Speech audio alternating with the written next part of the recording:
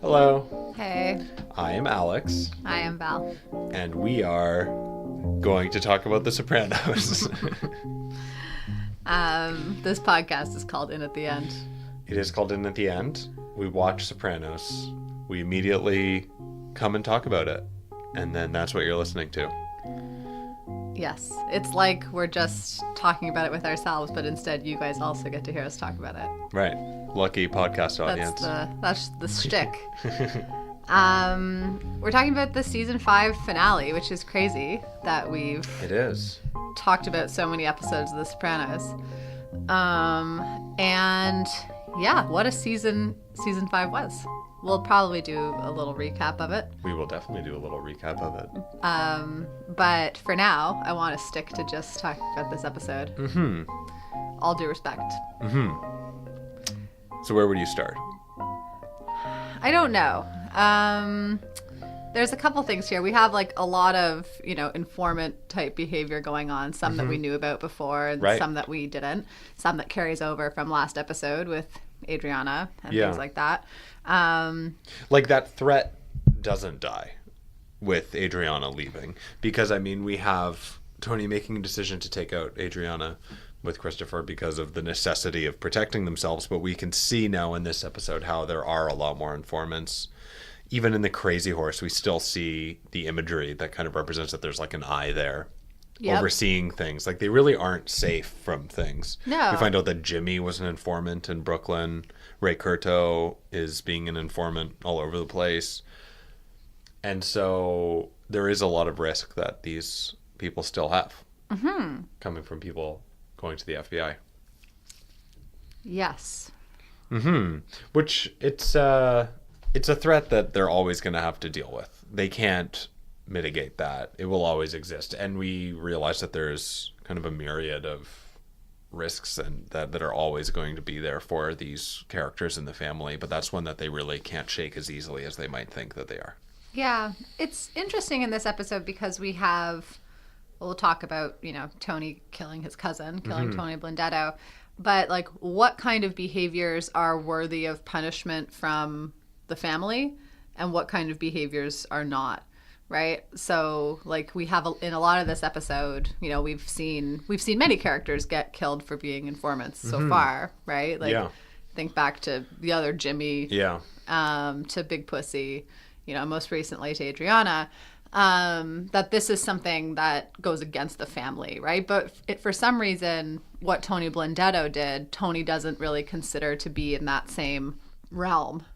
Right. But I think that selfish isn't the right word because it isn't really it isn't really in his interest, I guess, but there's this weird thing that he's wrestling with that's very personal for him and the reason why he acts out. Well, totally. Well, but he says to the other guys, he's like, I would stand up for all of you guys. But nobody believes it. Right. Well, I wouldn't either because there, like you said, there is something really personal about this Tony Blendetto situation that Tony does make different decisions on, I think, than he would do with any other character. Definitely. And maybe the other exception being Christopher. Mm-hmm. Because... Which are both blood, right? Yeah. And Tony talks about how important blood is to him when he has his plan to make Christopher his kind of We have a lot of that last season. A lot of talk about blood. Yeah. No, definitely. So, so there's something there that kind of clouds Tony's judgment. No. Well, it's interesting because we have barely any scenes with Melfi in this episode, but in the one that we do, Melfi is kind of challenging Tony because she talks about how Tony is saying, I care for him so much in this kind of sentimental fashion, and she's saying, we figured out that your feelings actually stem from guilt. Right. And so there's actually an aspect of Tony is still wrestling with something. There's something there with his relationship with Tony Blendetto that is personal, that probably isn't even about Tony Blendetto. In some way, like, these characters lack empathy and are so sociopathic and so narcissistic that everybody kind of seems to be concerned just about themselves. And I think it's hard to think that Tony really has that much compassion even for these blood members. Like, there's like a weird kind of, I don't know, there's weird behavior that he has that actually he cares a lot about that is guiding him. Right. Well, and we see a lot of references to like who Tony is as a leader as well, right? I think that's a huge focal point of the episode. Yeah. So like, when he comes to Ray Curto's birthday party, and the guys are all kind of like talking about him, really saying like, with all due respect, I'm willing to die for a good cause, but this is fucked up. Yeah. Tony comes and he's like, even in this fucked up day and age, it means something. But then we really see him struggling. That family means something, but we really see him struggling, right? Like he tries to go to Junior. Well, he talks to Syl, right? And because Syl kind of tells him the truth, like that guys aren't happy. Yeah. And then but like who can Tony go to, right? He talks about the fact that it's like lonely, like I think I wrote it down somewhere. I mean, in a weird way, John at the end, where John is saying like, it's good to see you. Like, I think they share something. Yeah. Well, Tony says in that conversation with Syl, actually, sorry, I just found it. He says, in the end, you're completely alone with it all. And so he's really trying, who does he have to go to figure out, this is clearly a difficult decision for him to make. Yeah. But he only really has himself, right? And he has to be the one to kind of stand for it. So he tries to seek out help from Junior, who isn't able to give him really any insight, right? Because of his declining... Yeah, he's kind of falling apart. Memory or whatever it is that's going on with Junior. And so, we see him at many different times then grappling with this, right? So especially, I find when he goes to Polly's apartment and he sees the poster of the general, right? And Polly kind of... toots his, like, Polly's trying to cover his ass, right? Because he took this painting. Right. So he's like, I want, this is like how people see you, and this is really you, like you're this general. And we see Tony later when he throws the painting out, focusing in on like the sword and the hat. And he kind of has to make up his mind, like, what kind of leader is he going to be? What is it that the guys need to see in order to kind of trust in him, or like what does he need to do to do that? And I think they do need to see this kind of tough general. And we know that, and Syl says this to him, that he says like out of the 7 deadly sins, like pride is the one that Tony's got. Yeah. I think he probably has some of the other ones too. I think yeah. But this is this one that Syl identified for him. And so we can see how those kind of things really play into Tony's pride and how he wants to be seen or viewed by others. Yeah, but you're right. Then we do see it kind of with, his relationship with Johnny Sack at the end as well. Yeah. Because those two characters are kind of in these, they're the ones who in the end are in these dangerous positions. And they do have to make decisions that impact their whole families. Right. I guess, Johnny's kind of the only one that can really understand that with Tony at this point, since Junior can't anymore. Does Tony know any other bosses? We're not introduced to them. I imagine there's 4 other crime families in New York. Yeah, it doesn't seem like they interact with those ones. Yeah. Seems like they're just with that one. Yeah. We're the Gambinos, or as I like to call them, the Bananas. Banana families. That's the Bananos. Bonanos. Yeah. Banana family. Very intimidating stuff. Yeah, no, absolutely. I feel like there's a lot of death that's kind of alluded to in the episode. There's a lot of symbolism and a lot of kind of overt references to dying. I mean, even the first shot that we have of the whole episode is this body bag. The first, when we go to Tony Blendetto, we see kind of similarly like this sleeping bag, I guess. But there's something for me that was kind of referencing that first shot. Then there's Phil. These are like all kind of sequential. Like right at the very beginning of the episode, this kind of like specter of death is kind of looming over everything. Phil goes to Chris's mom's house.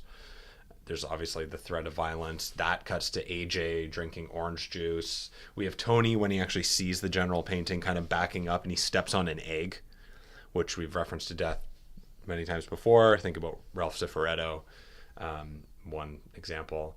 But actually, I guess I didn't make this connection to Valentina making eggs. She didn't die. But bad things do happen. Yeah, she's making egg beaters. Yeah. So... yeah, for me, like this episode, especially the way that it's set up, maybe not so much in the end. It kind of goes somewhere unexpected, as season finales of The Sopranos often do. It starts off very kind of amped up, focusing on life and death matters, people concerned about their life, and it ends up somewhere pretty different. I mean, we don't really know where it's heading, but it's more ambiguous. It's interesting that we end up with it being winter here. I want to flip back to see where did we start this season? Well, the very last scene, speaking about referencing, the very last scene when Tony gets back to his house is really referencing the very first scene of season 5, which maybe we'll talk about more in our season 5 recap. But those shots in the beginning of the season of the pool, the chairs, and then Tony coming back, we're seeing some of the same shots of the backyard of their house, Tony getting there, eventually Tony going into the house, which is obviously different than where the season started because he wasn't allowed in the house in the beginning of the season. He wasn't a member of that family at that moment. But at the end of the season, he officially is, and he's welcomed back kind of lovingly by Carmela. But the end is definitely winter. Yeah, and which the beginning kind of reminds us back, especially the scenes of, I think this season kind of spans a whole year. Yeah, that's a good question. Or a few months. Like, it's really, like, I feel like the scenes where they're having Carmela's dad's birthday, whatever episode that was in, that was the summer. Right. They were all in the pool. Right. So, and I think it started in fall. I think it could have been spring, I guess. The very beginning of the film? I mean, there's like red leaves on the ground. And it could have been like after the snow's melted. I don't know. Does that happen? Yeah, like leaves are underneath the snow all winter. Need a foliage expert. Yeah. We don't have the podcast budget to call in foliage experts. Yeah, I think we should call someone in for that one. But there is something also, like, in terms of what we've talked about with death and stuff like that before too, that this winter does have this symbolism, throughout literature, obviously, but also in this show, kind of like thinking back to like Pine Barrens, for example, especially like these snowy scenes in nature. They're very like the quietness and the whiteness, and I don't know, there's something about it to me that was really death-like. Everything is dead, right? All the greenery that we sometimes see in this show, which I feel like we didn't see that too many episodes ago. Yeah, there was a few things with that for sure. So this has happened really quickly, and all of a sudden everything is kind of dead. Just to go back to Tony for a second with his authority stuff, or with his pride stuff. I think the other interesting thing that's said here is that Estelle says to him, like, you always had a problem with authority. And I think that's an interesting kind of conundrum for Tony, because he is in a position of authority, yet he has this issue with authority figures himself. And so trying to be a good leader when you kind of have problems with leaders, right? Or you don't respect, you have trouble yourself respecting leaders is a pretty tricky position to be in. Yeah. But yeah. I'm not sure what else. No, absolutely. There was even a few other things with death imagery that I was thinking, like Tony when he calls Johnny Sack and he goes to the payphone right after killing Tony Blendetto. He's like right by the water. They're making sure to really focus on the water behind him. There was a lot of stuff too. The other thing that played into the episode for me is kind of a general theme is Tony as a kind of nihilist, and Tony as kind of somebody who's rather lost throughout this episode. Like, he doesn't really know how to act. And I mean, there's that moment with Melfi where he says, all the decisions I made are bad ones, which is interesting because there's kind of like a malaise around the other stuff. Like, even like when he goes to the hospital after Benny was severely wounded, there's this, like, the way that he's walking in the hall is this kind of like he's looking aimlessly at the ceiling. Like, he really doesn't seem concerned about the violence against Benny. Obviously, he's very concerned about the violence against Tony Blendetto. But as we were kind of talking about, there is this personal reason for that. Like, I don't think he has that much compassion for the other people in the family. And I think people see through his supposedly inspiring speech about we're all a family. People are calling bullshit. Yeah. Like was said by Syl, all due respect, you were willing to give him up a week ago, so people are calling bullshit. Yeah. But yeah, I feel like throughout the episode there's references to that of Tony just kind of, in this kind of nihilistic state, which is interesting because we were talking near the end of season 5 how he's adopted some of Livia's characteristics. For instance, cruelty against Janice was something that was kind of him becoming Livia in a way. But there's also this kind of like big nothingness that maybe is kind of creeping into who he is. There was a line between him and Carmela when they were talking about event planning, which was interesting to me in that Tony and Carmela are just kind of engaging in fantasy. Like AJ is, I mean, they're talking about how he was studying instead of football. It's bullshit, obviously. Totally. He has his books there, but then when he's talking about the party, obviously it's just throwing a party and being kind of wild. But this turns into this fantasy they have about event planning, which has no grounding in a conversation with AJ at all. Kind of comes out of nowhere, and then they get super invested in it. But the line that was interesting for me is when Tony says he's fired up about something at least, which is interesting because that's different compared to how I feel Tony is acting in this season or in this episode, maybe increasingly throughout the season. Tony's not really fired up about anything. Right. He's just kind of like sleepwalking around. Like I feel like he doesn't really know what to do, but he also doesn't really care. It just kind of all seems meaningless to him. He eventually figures out what to do, I guess, in his own way. But I mean, it all just seems like he's just kind of he never really emotes. He never really feels like he's like tackling his real emotions about the only things. time we really see him emote in this episode are kind of like the 2 times where he realizes what he has to do to Tony Blundetto. Even though, like, you know, we've had him realizing this since Test Stream. Well, we kind of get distracted by it last wrestling episode. with it for 3 episodes. Yeah, but you know, when he makes that first phone call to Johnny Sack and then doesn't speak, he like just hangs up the phone, right? We see like his face is very torn up. And then we see that same kind of face again when he's looking at the Pyomai painting. Yeah. And we see him again kind of like realizing what it is he has to do. But those are really the only times we see him like really feel. It's clear. I mean, it's clear that, you know, the guy's not respecting him or being happy with him really impacts him. Yeah.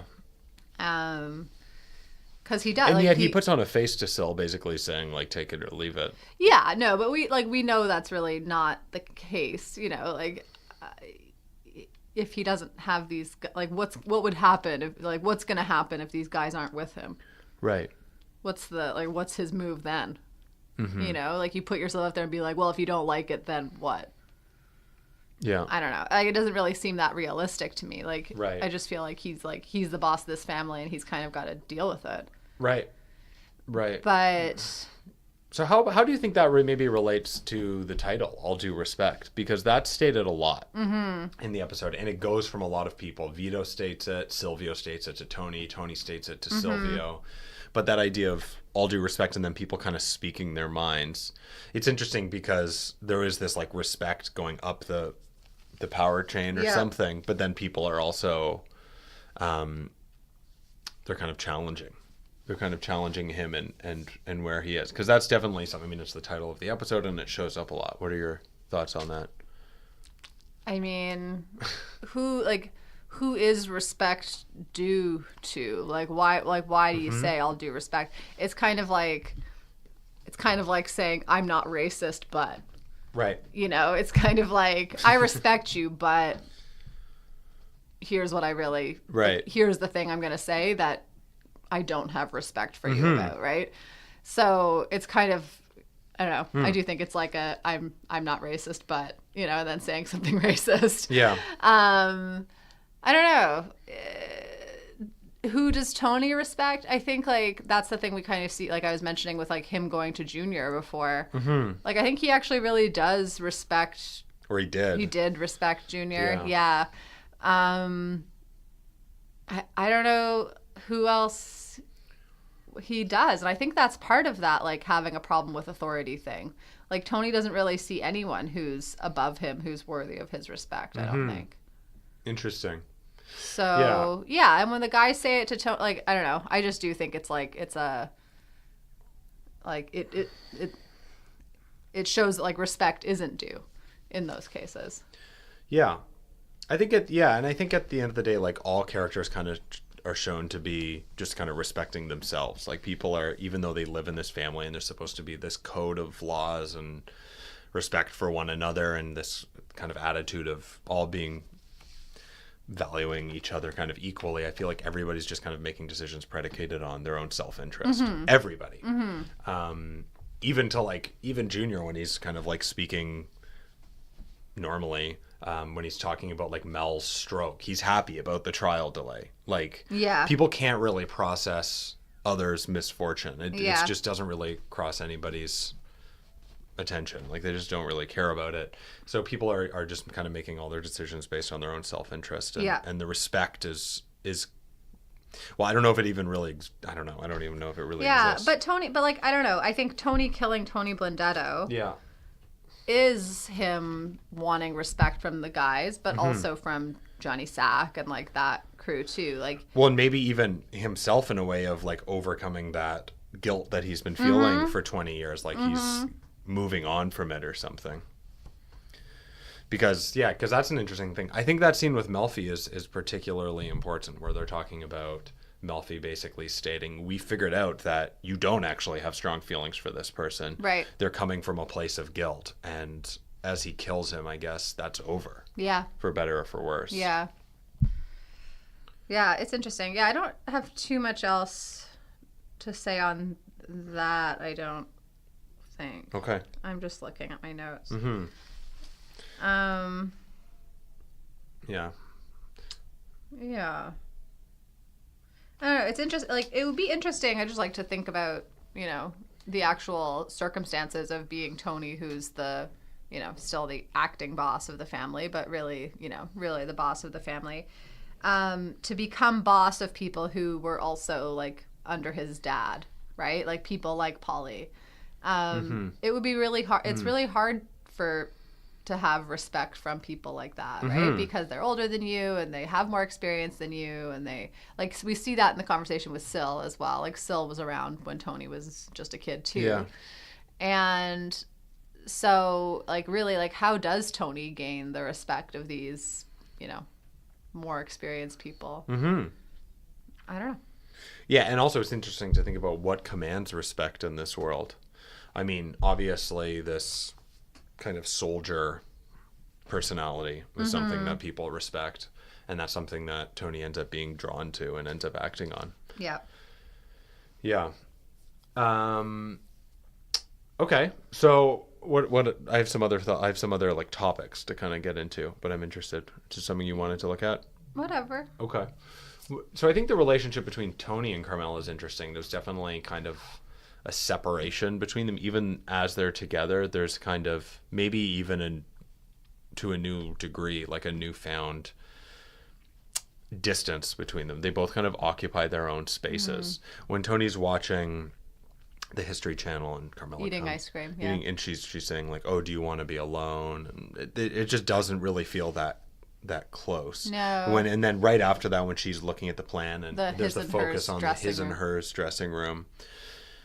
In the end, I mean, she does welcome him back. We have Tony going into the house, but I just feel like there's a distance between them there, where they both kind of occupy their own space, including Carmela working on this spec house. Like, she is given some autonomy, more than she's had before, but the two of them do kind of, they don't fully come together. Yeah, I mean, I guess they have some conversations about the kids in this episode. Like, they talk about, you know, do we spoil AJ too much? Yeah. Like, they have and then, like, Meadow's fine, which, again, like, people thinking that Meadow is fine is confusing but to me. But she goes to Columbia. Yeah, but she's still a spoiled brat, just like AJ. Well, that's an interesting idea, because it also shows the superficiality of their value system. Yeah. There are issues with Meadow, I think, increasingly since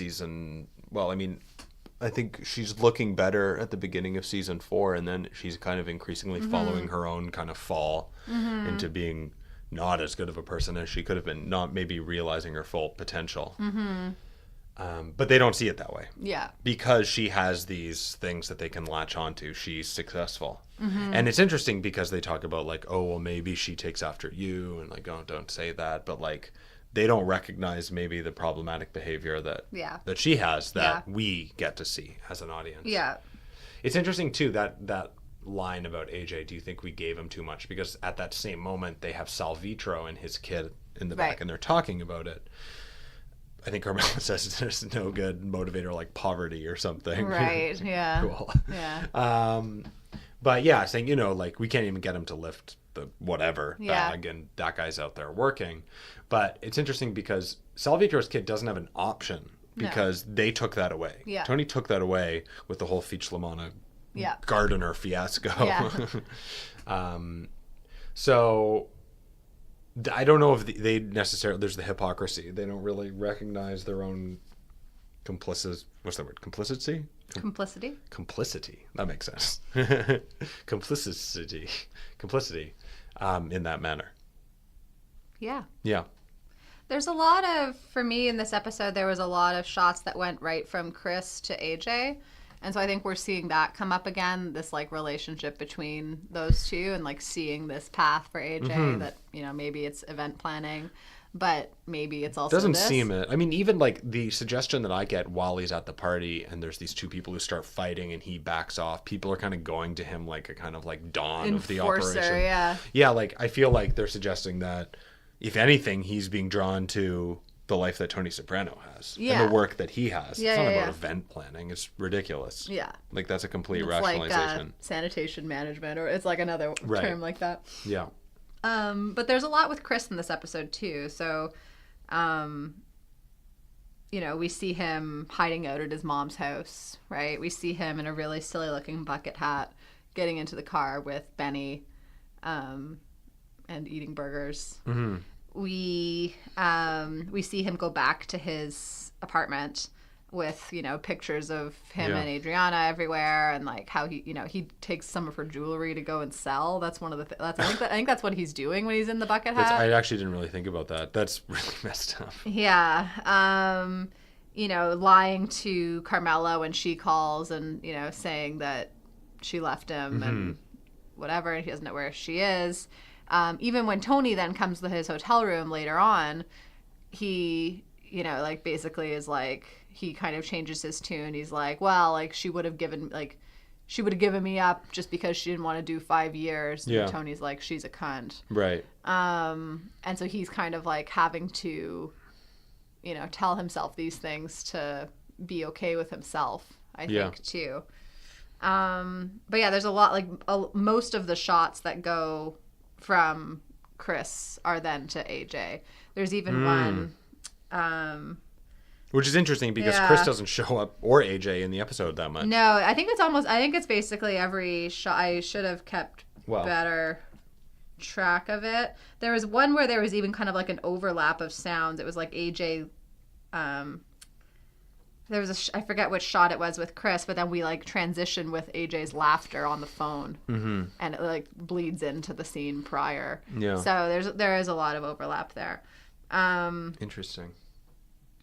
And I think like with, I don't know, like with Benny too, like this generation, poor Benny, we find out that Billy Leotardo is Christopher's age, which again, how are they brothers? And Phil Leotardo's mother. We also, and they talk about Phil Leotardo's mother, and Junior refers to Billy as Phil's son. And that's when Tony kind of like sees he's being senile, but like, no, maybe he's not going crazy. Maybe he's the only one. Yeah, he gets it. He's like, how is this possible? I'm trying to,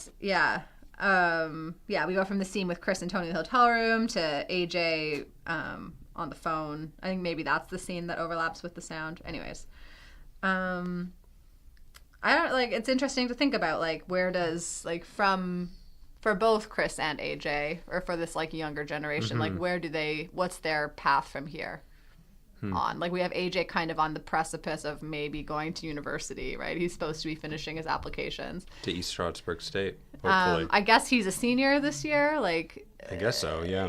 It's like winter doing applications.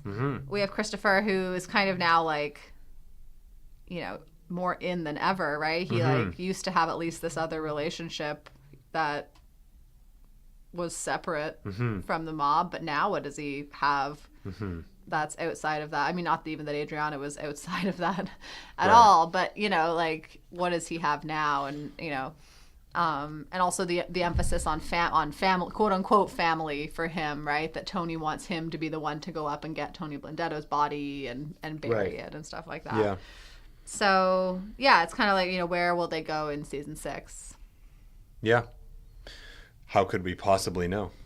I wonder what will happen. What else? For me, it's actually a pretty straight kind of plot type episode. Yeah.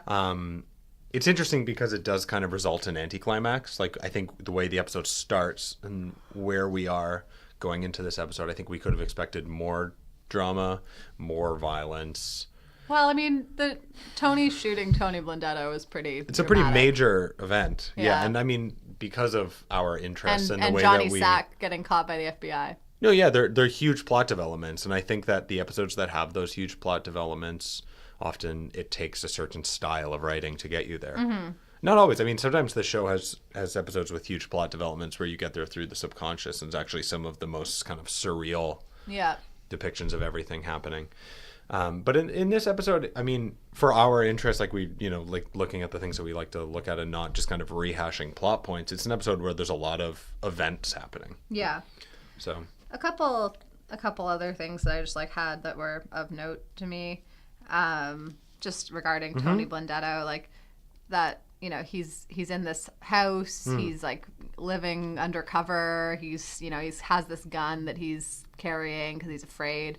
But we see this other part of his character too, where he gives this prostitute a massage while she's there, right? Like, I don't know, we don't see him like we've seen some characters, we see this other side of them right before they die. Yeah. But we do. I thought that was kind of a funny Tony Blendetto thing. I meant to mention this earlier when we were talking about death, and then also when we were talking about Christopher. I thought it was interesting that Carmela says to Chris that there's other fish in the sea. Right. And, they probably threw Adriana's body into some kind of body of water. That's typically how they dispose of bodies. Yeah. And so I thought that was, and then going back to, of course, Pussy and, him as an informant and his relationship to being a fish in Tony's subconscious. Yeah. I thought that was just an interesting line for Carmela to use. And then, in terms of plot stuff, we have Johnny calling from his doctor's office. Johnny's getting his physical the day before he wants Tony to come to his house, and then gets picked up by the FBI. But we may see Johnny having health issues in later. One, it's possible. I'm just saying. That was an interesting choice that they made there. Right. Also, I just love the scene when Johnny gets picked up by the feds, when he and Tony are talking, and then we see these shadowy figures in the background in the snow, right? It's so crisp and white, and so you really see these I mean, you don't see it if you're looking for it. I remember we saw it many times before we noticed that you can actually see the FBI agents coming up before Tony looks surprised. I know, but it's really good. Yeah, it's great. So if you didn't see that, go back and watch that ending shot. And then I love how Tony just looks and runs, doesn't even say anything. Also, Tony dropping the gun, there's also kind of foreshadowing. There's a bit of a cliffhanger there. Maybe. Well, there would be. I mean, if you think of all the FBI agents there and dropping a gun, there's. Well, I love how it leaves that imprint in the snow. It's this perfect gun-shaped imprint. Yeah. Yeah. Yeah, it was a really, to wrap up the season, I think I'll probably have more to say about it when we talk about season 5 as a whole and the whole arc of season 5, because I think it is, in relation to the other episodes, really important and to the season as a whole. But that was kind of all I had that stood out for me today. But no, it's an amazing season. Maybe, definitely one of my favorites. I think we said that every time. About every season? I think so. No, I wouldn't have said that about every season. Season 5 is a special place for me. Okay. Season 5 has my hardest episode to watch in it, so. Right. So you don't like it? Well, I do. It's one of the best. Difficult. Yeah, it's just challenging. It is. Well, thank you for listening. We'll see you for the season 5 summary. Yeah. Or what do we call them? Season discussions. Season discussions. So, thanks for listening. And Yeah. we'll be back then. Well, yeah, we'll be back for our season 5 little recap, and then we will be taking a short break to move to Brooklyn. That's correct. We will be. And then we'll be back from Brooklyn. And We're changing families. Yeah, exactly. Although I guess we're in Manhattan, we're not in New Jersey. I don't know. So whatever those other, New York mob families are. Mm-hmm. I don't know. Maybe there's a Manhattan one. We always just go to Brooklyn, which is strange from Jersey because you have to like cross over Manhattan to get there. Right. So Yeah. That's all I have to banana say. family. The Bananas and the Gambinos. All right. What are the other ones? We can't get into this right now. Genovese. Chase. What's the last one? I forget. Columbo. Columbo. Okay, that's All right. all. Bye.